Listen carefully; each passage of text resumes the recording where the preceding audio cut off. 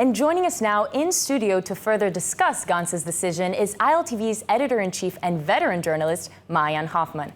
Maayan, thanks for joining us today. Thank you for having me. So what does Gantz stepping down mean to Netanyahu? Will the government collapse? So the truth of the matter is that the coalition is quite robust. If you recall, Netanyahu's coalition is 64 of 120 Knesset members, which means that the government will continue to rule until otherwise there is some kind of change. What it does mean is that the government will likely be much more hawkish. Gantz, for more or less, represented a more centrist viewpoint. He was able to bring a little bit more balance to the government when he joined. And now you're going to go back to that original coalition, if you remember the days of the judicial reform. What it also means is that Netanyahu then is going to struggle more internally. First of all, the opposition, once Gantz goes back, is going to be much stronger.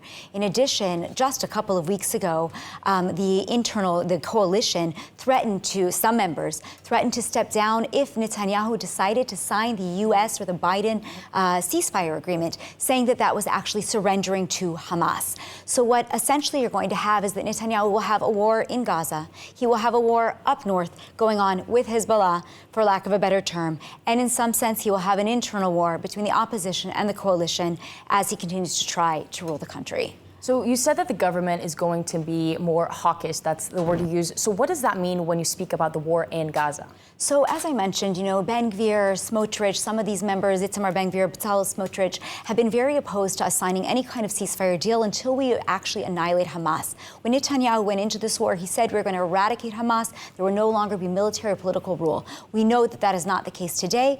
And when this deal was set on the table, we need to get the hostages home. Everyone wants the hostages home.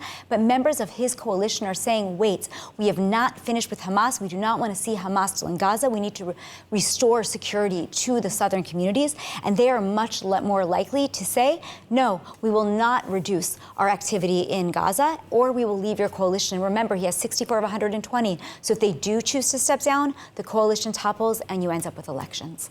So people keep mentioning Gantz as a centrist voice, but was he so different from Netanyahu's policies? Well, when it comes to the actual war and what happened on October 8th, I don't believe that Gantz, or he had his sidekick, Gadi Eisenkot, who also stepped down with him and was also a member of the war cabinet. I don't believe that they were so different in terms of whether or not we needed to enter Gaza, attack and destroy Hamas. I think anybody who was in the position of prime minister on October 7th and the day after would have gone in and would have tried to destroy the Hamas infrastructure and make the people of Israel safer. And what that looks like is probably very similar to what you've seen today in terms of military tactic. I think where the difference is what happens the day after.